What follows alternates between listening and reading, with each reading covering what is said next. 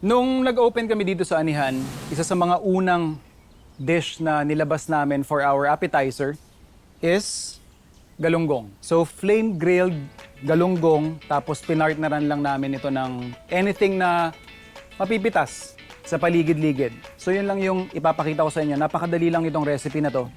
So ikakat lang natin to ng pa-butterfly. So tatanggalin lang natin yung mga tinik dyan. And then ang pinaka-iba lang dito is from the stomach yung cut. Normally kasi pag nagfi-fillet tayo, dito yan sa likod kinukuha. But this one, since gusto nating may ma-retain na shape or may ini-aim tayong specific na presentation, kaya ganito yung pag-process natin.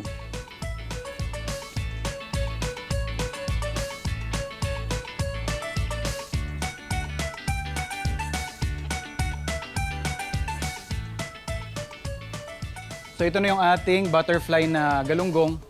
Ipapatas lang natin o ilalatag lang sa dahon ng saging.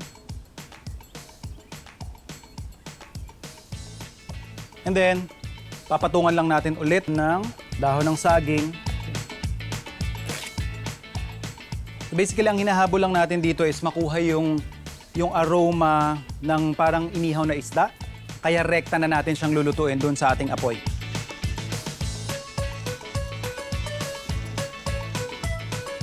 Then, flip lang natin ulit yung kabilang side.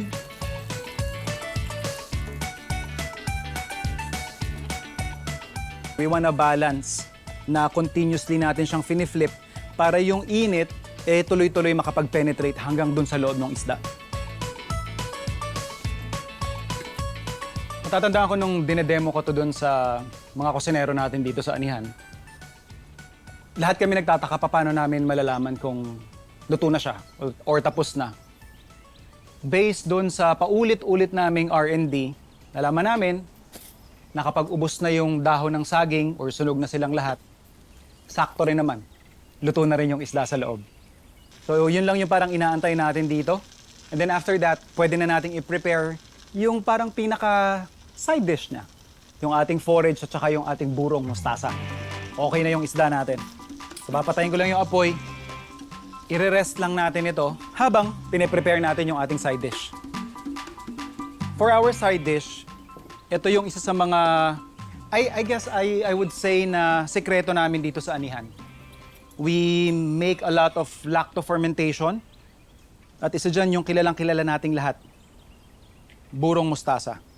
Itong mga mustasa na to dahil may sarili kaming garden, ito yung mga isang batch namin, ika nga, nung nakaraang season.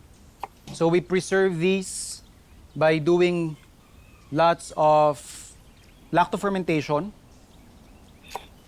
Ito yung mga tipo ng pagkain na very practical, hindi lang sa restaurants. Actually, ito yung mga dapat na pinapractice din natin sa bahay.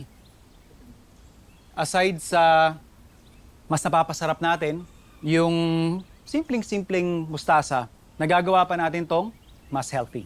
And then, yung parang pinaka-sabaw niya, yun din yung gagamitin nating pinaka-vinaigrette. So, kuha lang tayo ng kaunti niyan. When you do lacto fermentation, meron itong sariling asim or tartness. Check lang natin. And of course, syempre, dahil we use a certain percentage of salt, meron na rin tong sariling timpla. So, saktong-sakto na yan. We have here yung ating pako na nandyan lang din sa paligid namin dito. Lagay lang natin yan dyan. Alugbati. Talbos yan. And then, yung ating pepinito. So, pepinito is yung mga local natin or native na cucumbers. So, slice lang natin yan. Okay. And then, totos lang natin yung ating mga greens. We also have here some onions.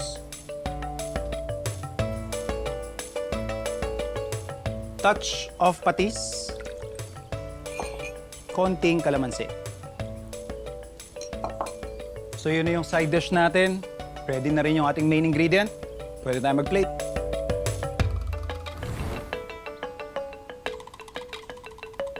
Sir Awin, Yes po. Chef Jonathan, Thank you. Laban tayo. Alam ko na-miss nyo to eh. Hindi nyo na-miss to. Na-miss. Mas masarap-sarap pagka may pako kasama yung fish. Di ba? Parang siyang inihaw na konting tinapa na parang pinais. Alam mo yun? Sama-sama. Maubos ko na ito. Go! Laban pa.